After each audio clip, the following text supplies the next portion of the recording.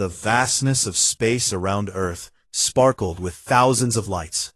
Ships of every size and shape filled the orbital zones, their hulls decorated with colorful banners and bright illuminations. Music played across open communication channels. Fireworks exploded in carefully controlled bursts, painting the darkness with reds, blues, and golds. It was the annual Solar System Fleet Week, and humanity was celebrating in the only way they knew how, loudly and with excessive enthusiasm. Captain Maria Chen stood on the bridge of the UES Democracy, a mid-sized military vessel that had seen better days. She sipped her coffee and watched the chaos unfold on her screens. A civilian cruise ship had just deployed what appeared to be a giant inflatable dinosaur. The Space Force aerobatics team was performing loop-de-loops between the orbital platforms. Somewhere in the mess, a pizza delivery ship was trying to navigate through the traffic. "Captain, we're getting a signal," said Lieutenant Parker, her communications officer. He frowned at his screen. "It's really weird. Someone's broadcasting on all channels in what sounds like 20 different languages at once." Maria set down her coffee. "Put it through." The voice that filled the bridge was deep and resonant, with an artificial quality that suggested advanced translation software. "Attention, primitive human vessels. This is Grand Admiral Zexthor of the Galactic Empire's Supreme Armada. You are surrounded. Power down your weapon systems and prepare for immediate surrender. Resistance is futile. Your species will be incorporated into the Empire as a client state. You have 10 of your Earth minutes to comply." The bridge crew stared at each other in silence. Then, Lieutenant Parker started laughing. "Oh man, the cadets really went all out this year," he said, wiping his eyes. "That's some serious production value." Maria grinned. Every year, the Space Force Academy students tried to prank the fleet during the celebration. Last year, they had faked an asteroid collision. The year before, they had broadcast a fake alien invasion that had been so convincing that 3 ships had actually powered up weapons before someone noticed the aliens were speaking with Brooklyn accents. "Okay, I'll play along," Maria said. She opened a channel. "This is Captain Maria Chen of the UES Democracy to our very creative friends out there. Nice costumes. You're all invited to the barbecue on Dock 7. We've got burgers, hot dogs, and I think someone brought that potato salad that everyone pretends to like, but nobody actually eats. Come on down." Silence. Then the voice returned, somehow sounding even more ominous. "You dare mock the Grand Admiral of the Supreme Armada. Your arrogance will be your undoing. We shall demonstrate the futility of your defiance." "They're really committed," Parker observed. "I respect that." Far beyond Earth's orbit, Grand Admiral Zexthor of the crystalline Varun species stood in the command center of his flagship, the Eternal Dominion. His body, composed of living crystal that refracted light in beautiful patterns, was currently displaying colors that indicated extreme confusion. "Analysis," he demanded. His tactical officer, a 4-armed Krell named Voss, manipulated holographic displays. "The human response matches no known military protocol, Grand Admiral. They appear to be inviting us to consume food." "It's a psychological tactic," declared Commander Shrix, the ship's strategic analyst.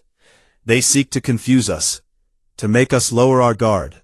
Notice how they mention this potato salad that brings no joy. They are warriors who have transcended even the pleasure of eating.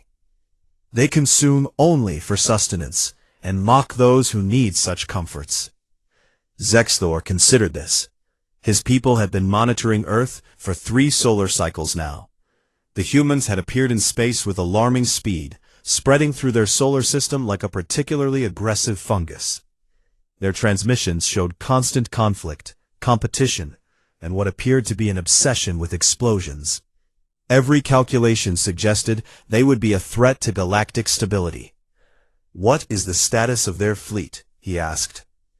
"All vessels remain in formation, Grand Admiral," Voss reported. "We count approximately 3,000 ships of various sizes. Many appear to be civilian craft, but our intelligence suggests humans make no distinction between military and non-military assets. They convert anything into weapons platforms when needed. The Empire's scouts had observed humans attaching weapons to mining ships, research vessels, and even garbage haulers. What they hadn't understood was that this was less about military doctrine and more about humanity's fundamental belief that everything should have the option to explode if the situation required it. "Look at this display," Shrix said, highlighting one section of the human fleet. Small craft performing what appears to be aggressive maneuvering patterns. They approach within meters of each other at high speed. This is clearly a demonstration of their precision strike capabilities. Zexthor watched the Blue Angel space fighters perform their routine. The pilots were spelling out Fleet Week 2247 in contrail vapor, while music from Top Gun played on open channels. To the Empire's sensors, it looked like a terrifying display of coordination and control. "And this," Voss added, pointing to another screen. "A massive vessel, heavily decorated, possibly their command ship." The command ship was actually the SS Partytime, a cruise liner that had won the Fleet Week decoration contest 3 years running. Its current display featured holographic dancers, laser light shows, and a giant banner that read, "Dave's Retirement Party, finally getting off this rock."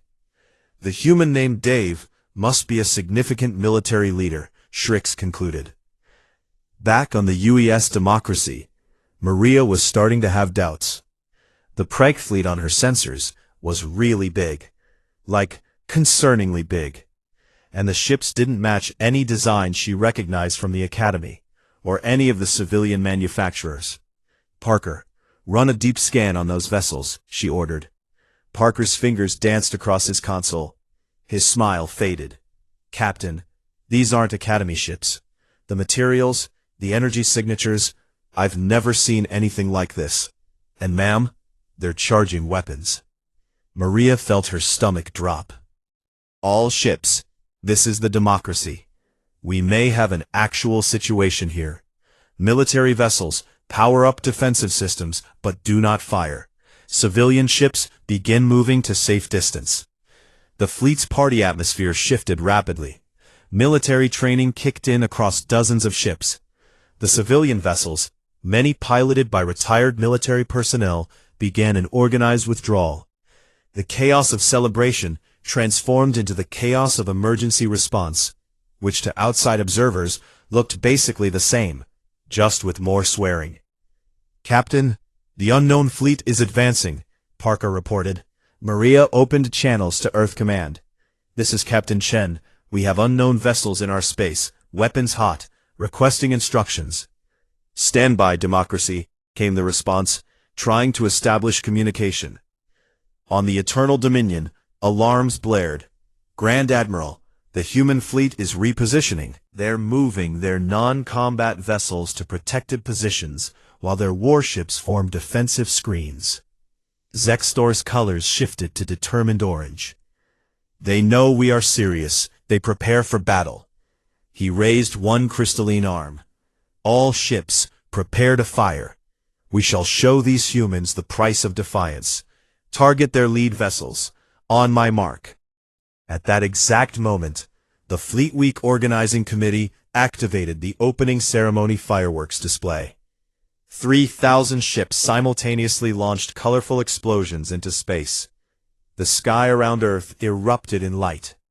The Empire fleet sensors went absolutely insane. Every ship reported incoming fire. Alarms screamed, officers shouted, and Grand Admiral Zextor gave the only order that made sense. "Return fire now." The first battle between humanity and the Galactic Empire began not with a declaration of war or a strategic strike, but with a confused admiral shooting at fireworks while a human captain spilled coffee on herself and yelled, "What the hell is happening?" In the vastness of space, colored lights and laser fire mixed together in a display that was, objectively speaking, absolutely spectacular. It was also, objectively speaking, the stupidest way a galactic conflict had ever started. The first shots from the Empire fleet streaked through space toward the human formation. Bright blue beams of concentrated energy lanced out from the Eternal Dominion's primary weapon array.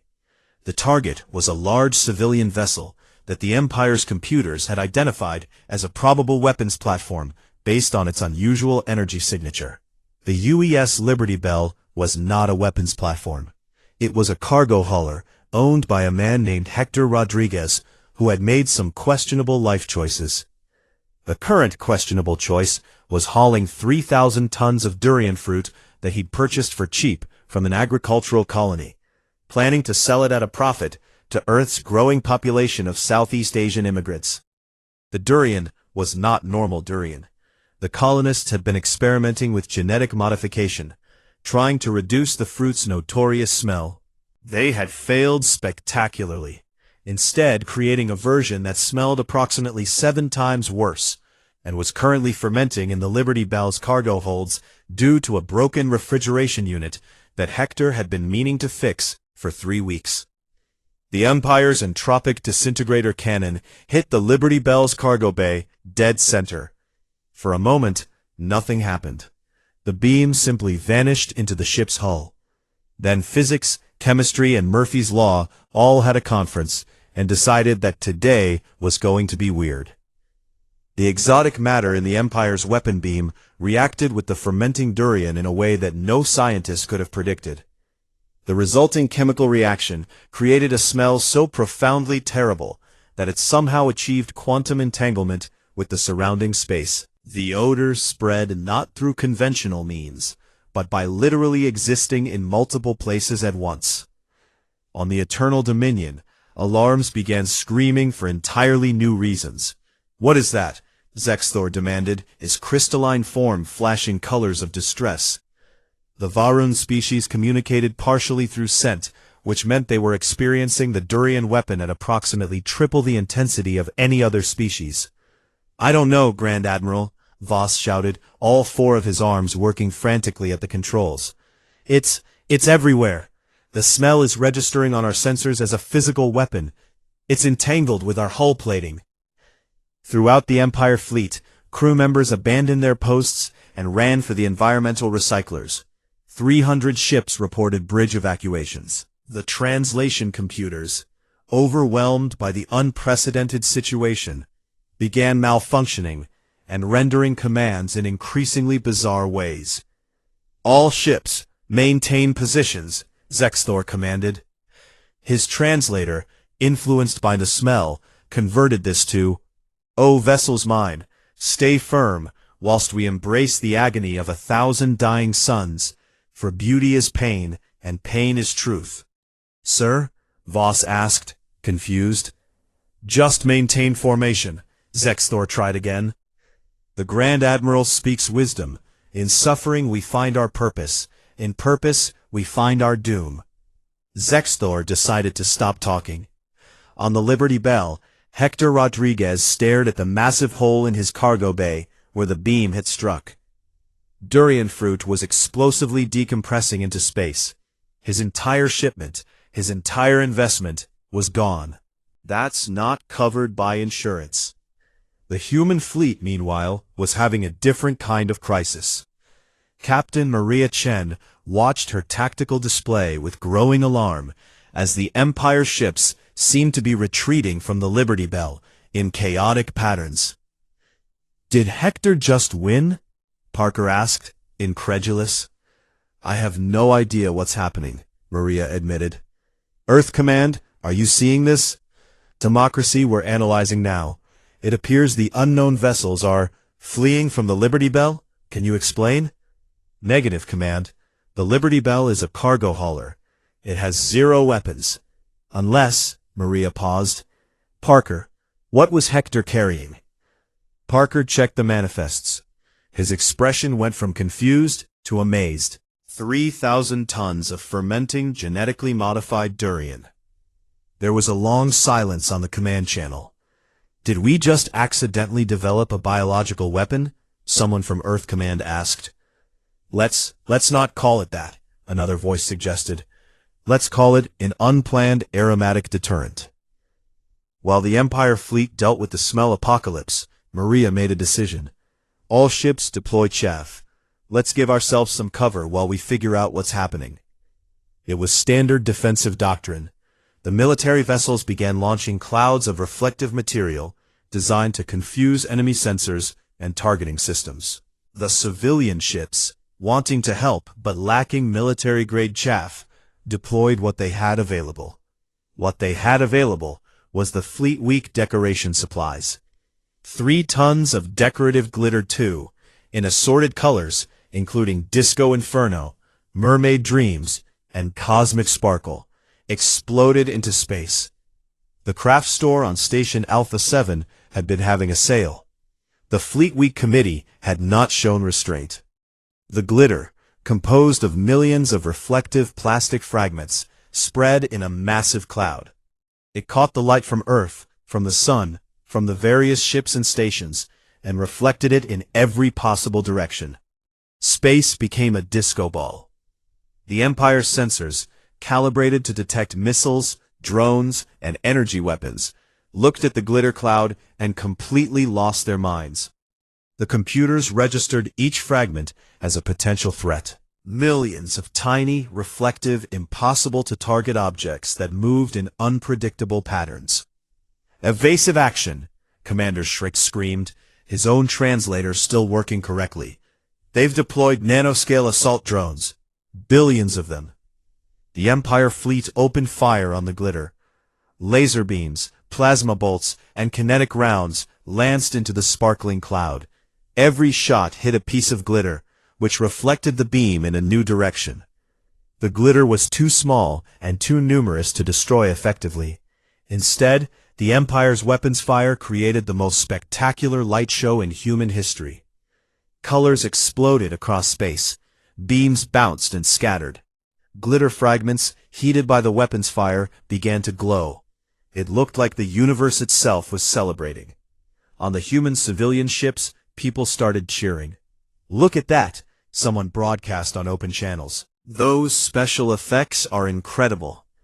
The cruise ship SS Party Time activated its own light systems and started playing dance music. Other ships joined in. The humans, still mostly convinced this was an elaborate Fleet Week performance, began applauding. The sound of 3,000 ships' worth of people clapping, whooping, and cheering transmitted across all communication channels. In the Empire War Council chamber, 700 light-years away, the High Command watched the battle feed in growing horror. "What are we seeing?" asked Councilmember Thresh, a being of pure energy contained in a crystalline matrix. "The humans deployed their glitter weapon," reported the military analyst. "Our fleet cannot destroy it. They weaponize sound. They're projecting applause at our ships." "Can applause damage our vessels?" another council member asked. "We've never encountered it as a weapon before." "And the smell weapon?" "Still active. 17 ships have requested permission to flee to a minimum safe distance of 300,000 kilometers." The council members looked at each other. Humanity had been in space for barely 100 years. How had they developed such bizarre and effective weapons? Back at Earth, things got worse for the Empire when a small object drifted into their formation. It was red and blue, roughly spherical, and moving in a way that defied conventional physics. "Unidentified object approaching the fleet," Voss reported, grateful to focus on something other than the smell. "It appears to be self-propelled, but I detect no engines." The object was a birthday balloon, shaped like Spider-Man. It had escaped from a children's party on Station Beta 3, 6 hours ago, and had been drifting through space ever since. The helium inside, behaving strangely in zero gravity and hard vacuum, was keeping it inflated and causing it to move in random directions. "Scan it," Zextor ordered, his translator having finally rebooted to normal function. The scans came back impossible. "Grand Admiral, the object is made of materials I cannot identify. It contains a gas that should not exist in this state in vacuum, and it has a face, A humanoid face. Sir, I believe this is a bioengineered organism. Zextor stared at the balloon floating past his view screen. Spider-Man's printed face seemed to smile at him. It's mocking us, Shriek said quietly. They sent it to show us that they can create life, defy physics, and make it smile while doing it. Destroy it, Zextor commanded. 3 ships fired. The balloon popped silently in space, its remains scattering. On Station Beta 3, 7-year-old Emma Watson started crying. Someone shot my Spider-Man balloon. Her father, Commander James Watson of the Space Force, looked at his tactical display. He saw an Empire warship at the exact position where his daughter's balloon had been. Oh, he said quietly. Oh, they did not just make my daughter cry. He opened a channel to his ship, the UES Vengeance. Battle stations. Nobody makes my kid cry and gets away with it. What had been a confusing situation was about to become a proper space battle, triggered by a birthday balloon.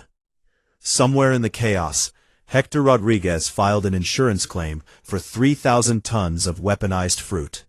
Grand Admiral Zextor had been in command of the Empire's forces for 40 standard years. He had conquered 17 star systems. He had faced down rogue AI collectives, space pirates, and once, memorably, a sentient nebula that had strong opinions about territorial boundaries. He had never, not once, considered retreating from a battle. He was considering it now. Status report, he demanded, his crystalline form pulsing with stressed violet colors. Voss worked his controls with 3 arms, while using the 4th to hold a cloth over his breathing vents.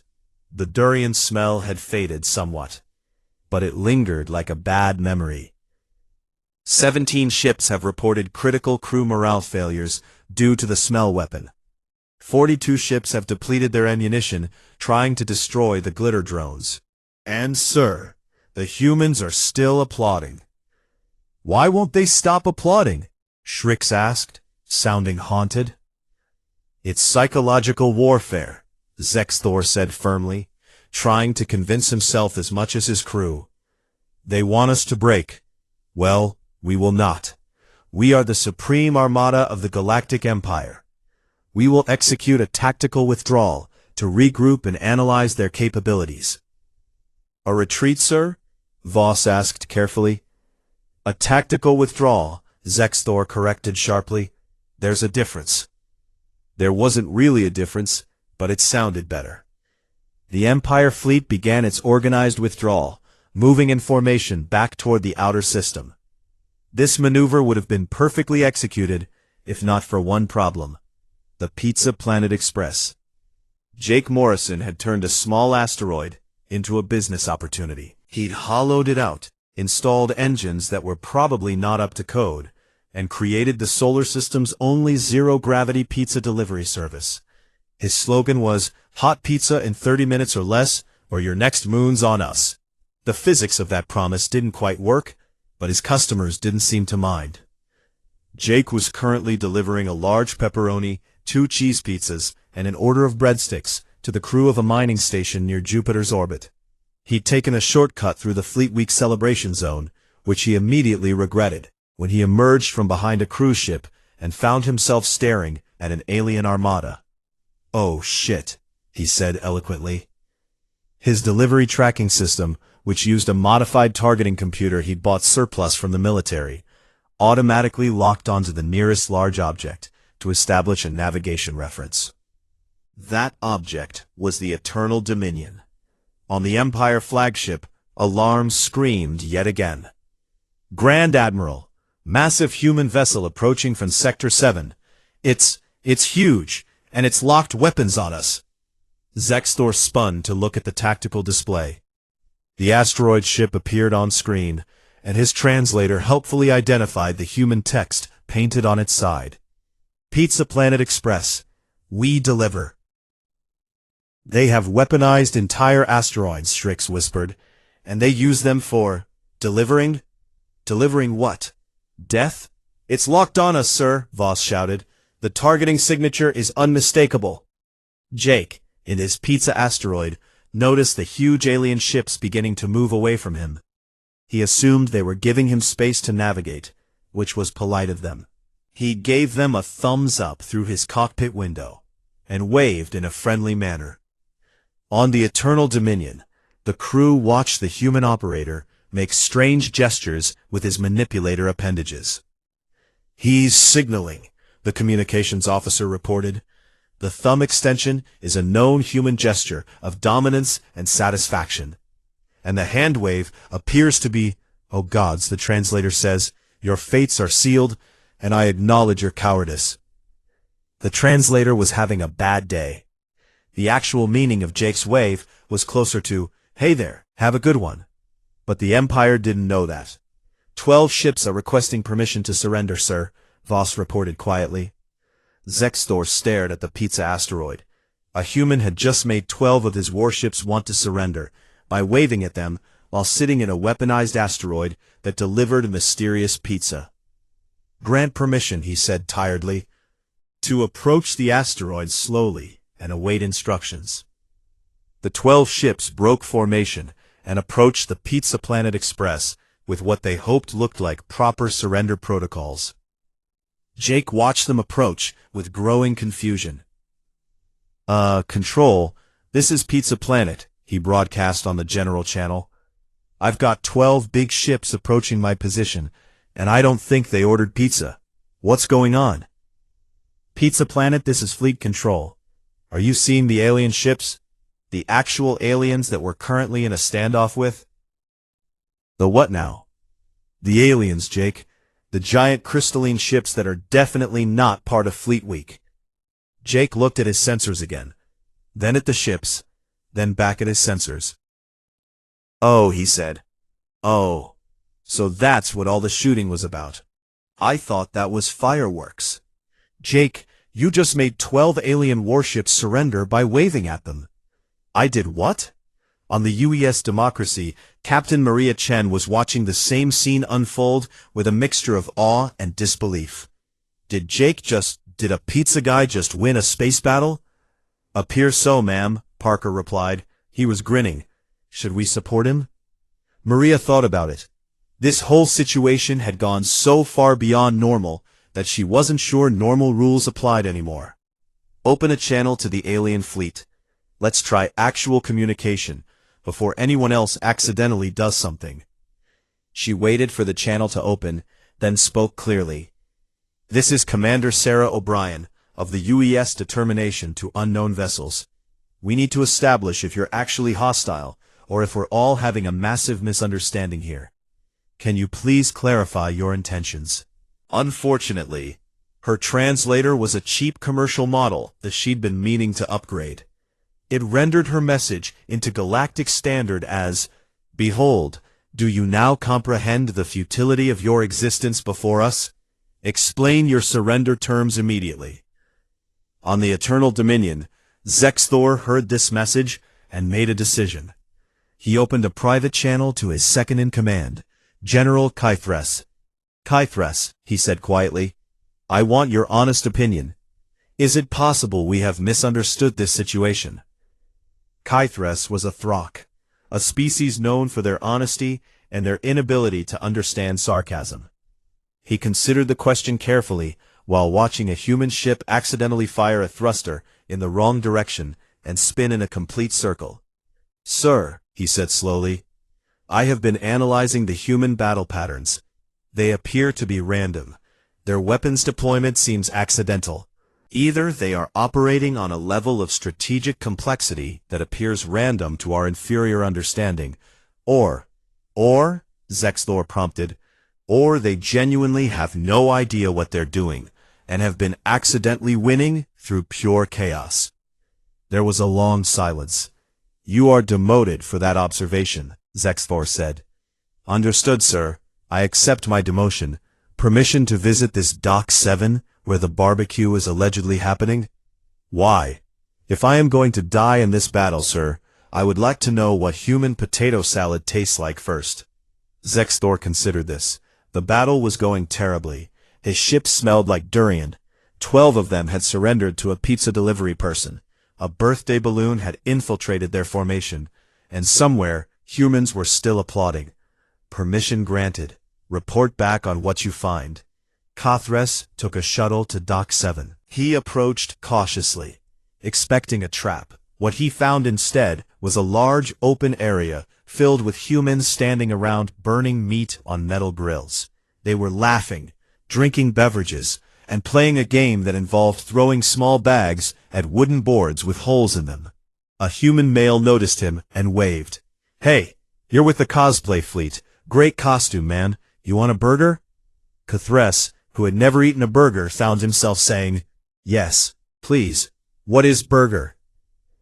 10 minutes later, he was seated at a picnic table, eating a cheeseburger and learning about Earth football from 3 retired Space Force mechanics. The burger was the most delicious thing he had ever tasted. The game made no sense, but the humans seemed passionate about it. "So your fleet," one of the mechanics said. "You guys really committed to the bit, huh? Actual laser fire and everything." Yes, Kathres said, deciding that truth was complicated. "Very committed." "Respect," the mechanic said, offering a fist. Kathres stared at the fist, uncertain. Another human demonstrated by bumping fists with the mechanic. Kathres attempted the gesture. The humans cheered. Kathres sent a message back to Zexthor. "Sir, I have discovered that humans conduct psychological warfare through forced camaraderie and addictive food substances. I may be compromised. The burger is incredible. Requesting permission to learn more about this cornhole game." Zexthor read the message and had what humans would call an existential crisis. His second-in-command had been converted by a sandwich. Meanwhile, human news crews were broadcasting everything. The headlines scrolled across screens throughout human space. "Incredible Fleet Week performance includes alien cosplayers." And "Pizza Delivery Guy becomes unexpected hero." And "Who authorized the durian shipment?" The broadcasts were picked up by the Empire's intelligence service. They watched humans casually discussing warfare as if it were entertainment. They watched Kathres learn to play cornhole. They watched Jake Morrison explain to a reporter that he had definitely meant to make those ships surrender, while clearly having no idea what he'd done. The intelligence report that went back to the Empire War Council was simple. Humanity appears to fight wars so frequently that it is considered mundane entertainment. Their warriors are indistinguishable from their civilians. They convert food into weapons. They weaponize confusion itself. Recommend extreme caution. Back in space, the standoff continued, but now with 12 fewer Empire ships and one very confused pizza delivery driver, who was wondering if he should charge the aliens for delivery, or if that would be rude. The Galactic Empire War Council met in emergency session. The council chamber was a massive spherical room that floated in the void between stars, accessible only through carefully guarded wormhole gates. 700 beings from across the Empire attended, representing dozens of species and thousands of worlds. They were all watching the same footage on repeat. "Explain this," demanded High Chancellor Mordek, a being whose species was so ancient they had evolved past physical form and existed as patterns of thought in crystalline matrices. "Explain how our Supreme Armada, the military force that has conquered half the galaxy, is losing to humans who think this is a celebration." The Military Analysis Division's representative, a nervous scrit named Pix, brought up holographic displays. "High Chancellor, we have analyzed all available data. The humans deployed their glitter weapon at timestamp 1422. As you can see, it proved completely immune to our weapons fire. At timestamp 1447, they weaponized applause, which our psychological warfare experts believe may cause morale damage through unknown mechanisms. At timestamp 1503, the durian incident occurred, which is still being classified as a potential war crime." "And the pizza asteroid?" another council member asked. The asteroid appears to be a mobile weapons platform disguised as a civilian delivery service. 12 of our ships surrendered to it immediately. We believe the humans use these platforms to make their military infrastructure invisible by hiding it among commercial operations. This was actually true in a way, though not how the Empire fought. Humans really did blur the line between civilian and military, but it was less about strategy and more about the fact that most civilian ships had been built by people who thought, just in case I need to fight space pirates, was reasonable planning. What are Grand Admiral Zexthor's recommendations? The High Chancellor asked. There was an uncomfortable pause. He has requested permission to execute a full withdrawal and regroup, Pix said quietly. The council chamber erupted in shocked conversations. The Supreme Armada didn't retreat. It had never retreated. The military had conquered the galaxy through overwhelming force and superior technology, not by running away from species who made weapons out of fruit and glitter. Denied, the High Chancellor said firmly. The Emperor himself will take control of this situation. Summon him. Across the galaxy, Emperor Vorsha of the Galactic Empire received his summons. He was a being of immense power, descended from a species that had mastered energy manipulation millions of years ago. His physical form was optional, something he wore like clothing when dealing with species that found corporeal shapes comforting. He materialized on his personal flagship, the Infinite Majesty, and set course for Earth. If the Supreme Armada could not handle these humans, he would demonstrate proper imperial power himself. The Infinite Majesty emerged from hyperspace near Earth in a display designed to inspire awe and terror. The ship, larger than Earth's moon, appeared from a portal of light. 6 honor guard vessels arranged themselves in perfect formation. Energy crackled around the Emperor's flagship in patterns that suggested barely contained power. It was an entrance that had made entire civilizations surrender on sight. It would have worked perfectly if not for the timing. The Infinite Majesty appeared at exactly the same moment that Fleet Week's main entertainment arrived. A human rock band called the Supernova Sirens. They emerged from hyperspace in their tour ship, the Cosmic Stage, which was only slightly smaller than the Emperor's flagship, and was absolutely covered in lights, holograms, and speakers. The Supernova Sirens had spared no expense on their entrance. Their ship appeared from hyperspace with a massive explosion of colored light, holographic fireworks, and music that could be heard across radio frequencies. Their hit song, Party in the Void, started playing at a volume that registered on seismic sensors on Earth's surface. The two ships appeared simultaneously. For a moment, they hung in space side by side, both radiating light and power. Then the Supernova Sirens' lead singer, a woman named Zara Chen, who believed that more was always better, activated the ship's full light show. The cosmic stage lit up like a sun, projecting holographic dancers, laser patterns, and a giant holographic message that read, Fleet Week 2247, Let's Rock. The Infinite Majesty's dramatic entrance was completely upstaged. Is that another warship? The Emperor asked his honor guard captain. Unknown, Your Majesty. It appears to be broadcasting some form of sonic weapon across all frequencies. The message appears to be, Let's rock. Emperor Vorsha, who had existed for 3,000 years and had seen almost everything, decided that humans were already the strangest species he had encountered, and he hadn't even spoken to them yet. Captain Maria Chen, who had finally accepted that this was not a Fleet Week prank and was in fact an actual first contact situation with an actual alien empire that had actual weapons, was trying to arrange an actual diplomatic meeting. This was complicated by the fact that her communications officer was having a minor breakdown. Her tactical officer kept giggling at the sensor readings, and someone had brought their dog to the bridge. The dog, a golden retriever named Admiral Biscuits, had somehow become the official mascot, and nobody had the heart to remove him. He was currently sitting in the captain's chair looking very serious. "Okay," Maria said, shoving Admiral Biscuits gently off her seat. "We've established contact. The Emperor wants to meet. There's a Starbucks on Station Gamma 9 that's agreed to host. Neutral ground." "We're conducting first contact at a Starbucks?" Parker asked. "You have a better idea?" "No, ma'am. It's just Starbucks.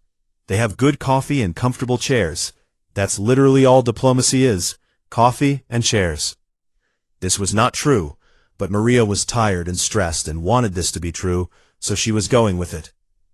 The meeting was arranged. Emperor Vorshal materialized in the Starbucks, along with 2 honor guards.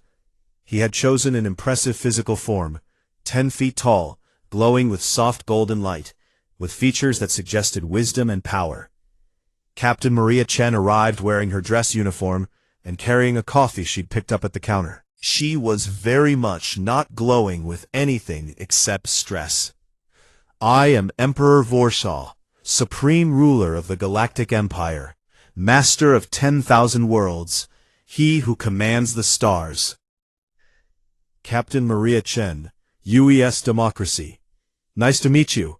You want coffee? Their caramel macchiato is actually pretty good." The Emperor stared at her.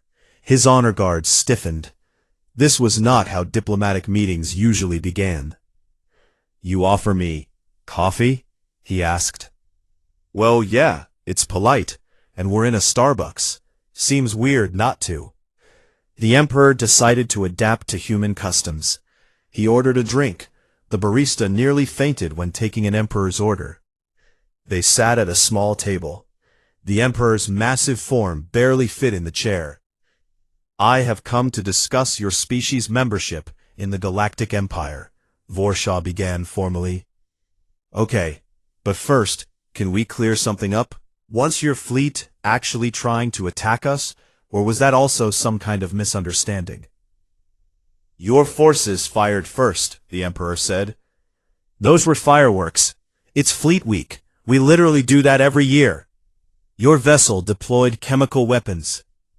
That was a cargo ship full of durian. It got hit. We didn't mean for that to happen." The Emperor paused. "The glitter weapon?" "Decoration supplies. We were trying to hide because we thought you were attacking." There was a long silence.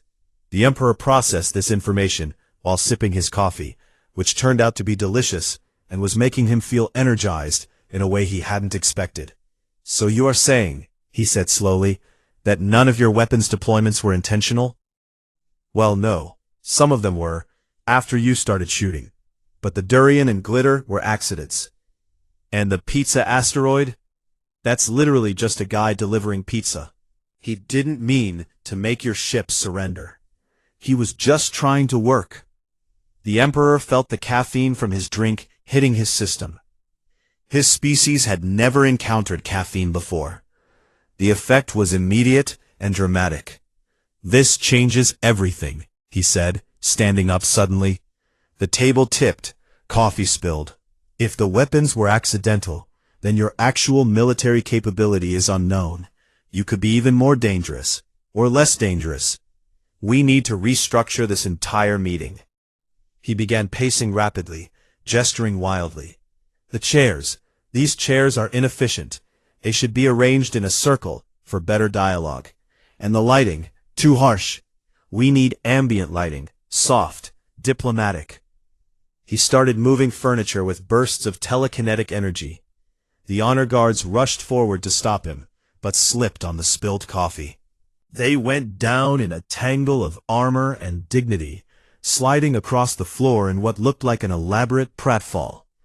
Maria watched the Emperor of the Galactic Empire frantically rearrange a Starbucks, while his guards slipped on coffee like characters in a comedy sketch.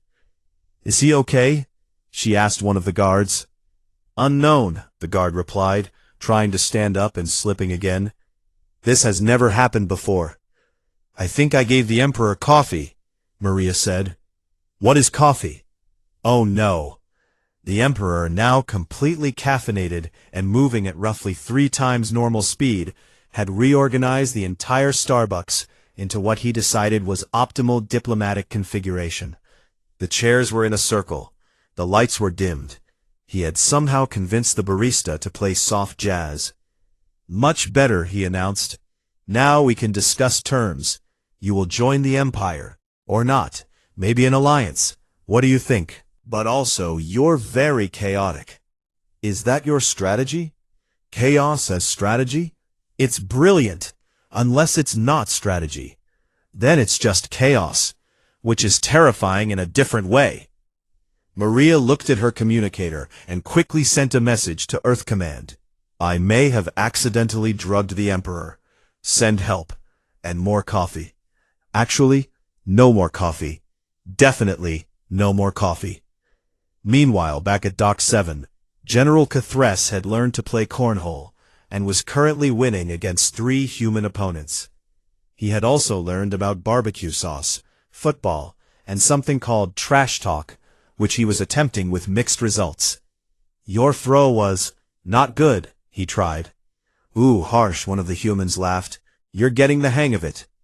Cthulhu felt a strange emotion he later identified as happiness. He sent another message to Zexthor. "Sir, I have achieved victory in cornhole. The humans are teaching me about their culture. I may need to defect. The barbecue is too powerful." On the Eternal Dominion, Zexthor read the message and made a decision. He was going to request early retirement. 3 hours after his coffee experience, Emperor Vorsha finally calmed down. He sat in the rearranged Starbucks, surrounded by moved furniture, with Captain Maria Chen across from him. His honor guards had recovered their dignity and were standing at attention, though one kept checking the floor nervously for more spilled beverages. "I have," the Emperor said slowly, "made a realization." "About coffee?" Maria asked hopefully. "Yes, but also about your species. You are not a highly advanced military civilization that fights wars as casual entertainment. No, we're really not. You are instead a chaotic species that stumbles into victory through sheer unpredictability and what I can only describe as weaponized accidents." Maria thought about this. "That's actually pretty accurate." The Emperor nodded slowly. He had been reviewing the battle data during his caffeine-fueled furniture reorganization. The glitter really was just decoration supplies. The durian really was just a cargo shipment. The pizza asteroid really was just delivering food. Humanity hadn't deployed brilliant secret weapons.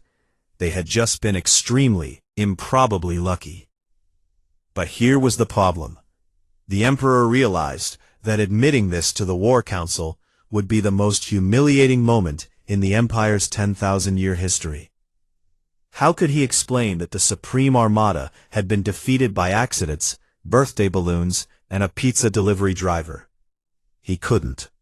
The truth would destroy the Empire's reputation. "I propose an alliance," he said suddenly. Maria blinked. "You what?"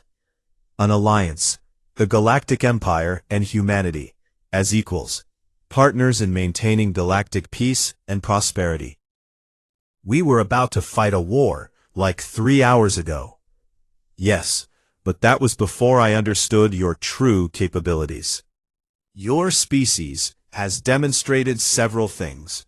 First, that you can inadvertently create weapons from civilian materials.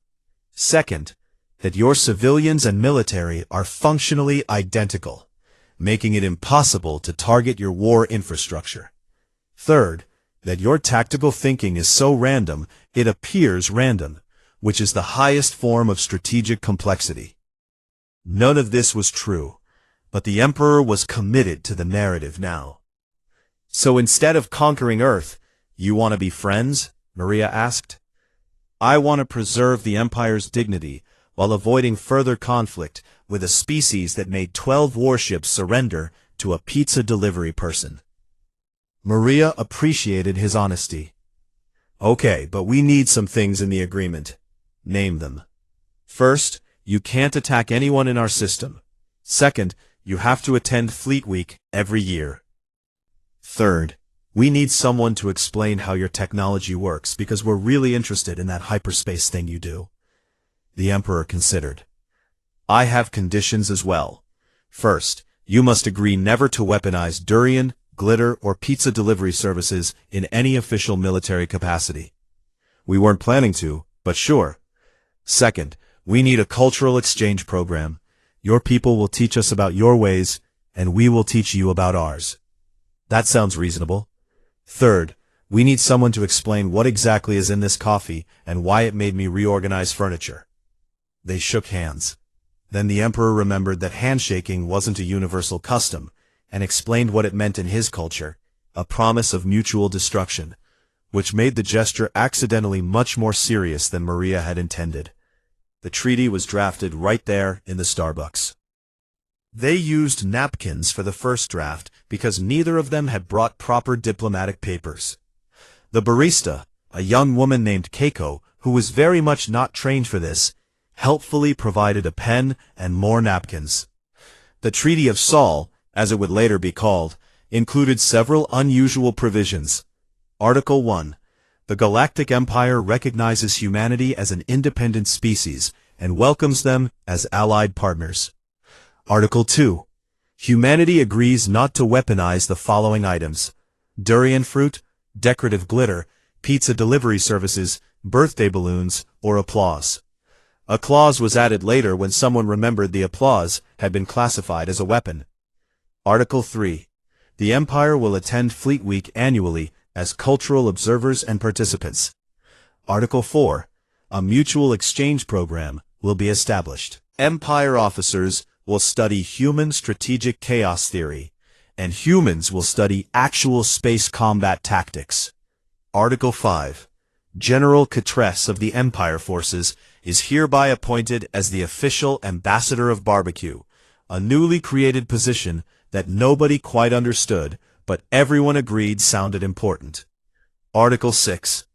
The events of this first contact will be classified at the highest levels of Empire security, under the designation, the incident we never speak of. Article 7.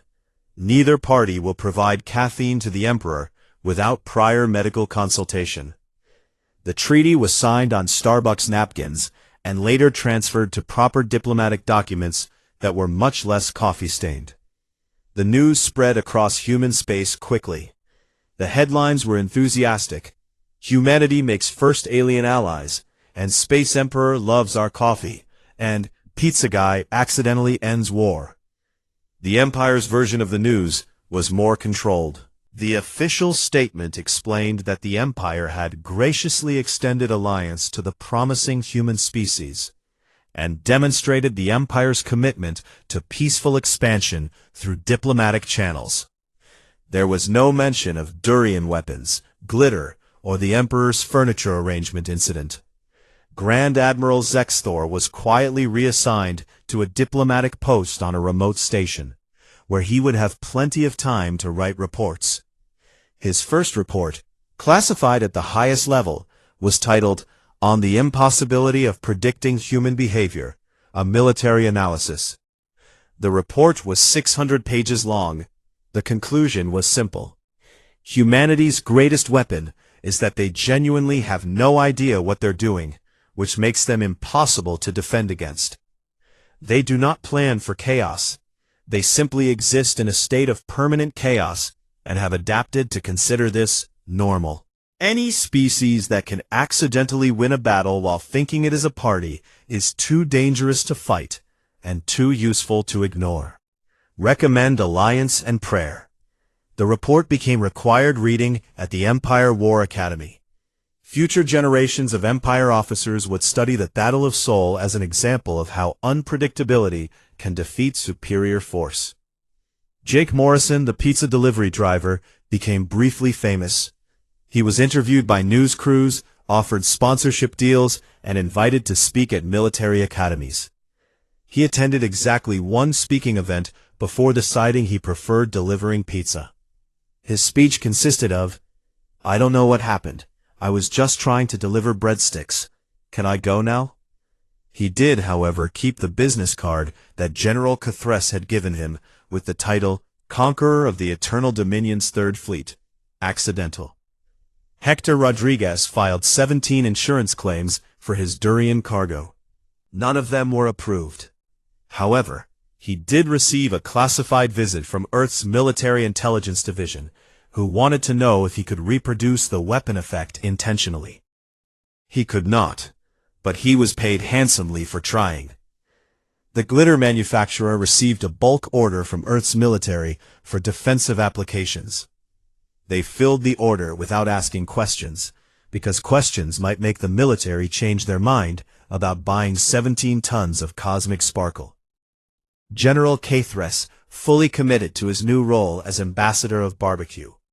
He established the galaxy's first interspecies cooking competition, wrote a cookbook called Grilling Across the Stars, and became genuinely beloved by both humans and Empire citizens. His recipe for Throck-style ribs won 3 awards. 1 year later, Fleet Week 2248 happened. The Empire sent 200 ships as official participants. They brought their own food, which humans found interesting, but generally agreed wasn't as good as barbecue. The Empire officers agreed, but were too polite to say so. The celebration was massive. The Empire's War Council had agreed to participate, partly for diplomatic reasons, and partly because they had watched video of the previous year's celebration, and it looked genuinely fun. Emperor Vorsha attended personally. He avoided the coffee, but discovered that he enjoyed hot chocolate. He spent most of the event talking with human children about space exploration, which he found refreshing after thousands of years of diplomatic meetings with people who were afraid of him. Grand Admiral Zexthor, on his remote diplomatic posting, watched the celebration via video feed. He saw his former fleet celebrating with the humans they had tried to conquer. He saw General Cathres win the cornhole tournament for the 2nd year running. He saw a pizza delivery ship flying in formation with Empire dreadnoughts. He poured himself a drink of Thraxian whiskey and raised it in a toast to nobody in particular. To humanity, he said to his empty quarters. May the galaxy survive them. On Earth, in a small apartment in New Tokyo, 7-year-old Emma Watson watched Fleet Week on her television. She saw the giant Empire ships flying in formation. She saw the lights in the celebrations. Mommy, she asked, are those the ships that shot my Spider-Man balloon last year? Yes, honey. Did they say sorry? Her mother checked the newsfeed. Actually, yes. The Emperor himself sent an official apology and a replacement balloon. What kind? Iron Man. That's acceptable. And so humanity and the Galactic Empire became allies, not through military conquest or calculated diplomacy, but through a series of accidents, misunderstandings, and one really good barbecue. The galaxy would never be quite the same. In the classified archives of the Empire War Council, filed under Incidents That Must Never Be Spoken Of, there was a single note attached to the file about first contact with humanity. If we ever encounter another species like this, surrender immediately and ask them where the barbecue is. It was signed by Emperor Vorsha himself. Years later, when asked about the alliance during a state dinner, the Emperor would smile and say, "Humanity taught the Empire an important lesson about the universe." What lesson was that, Your Majesty? That sometimes the most powerful force in the galaxy is not military might or advanced technology. Sometimes it is simply being so chaotic that nobody, including yourself, knows what you are going to do next. And having really excellent coffee. He raised his glass, containing hot chocolate, not coffee, in a toast. To humanity, may they never change, because if they did, they would probably accidentally destroy the galaxy trying to improve it. And across human space, in bars and ships and stations, humans raised their glasses in return. To the Empire. Thanks for not actually blowing us up when you had the chance.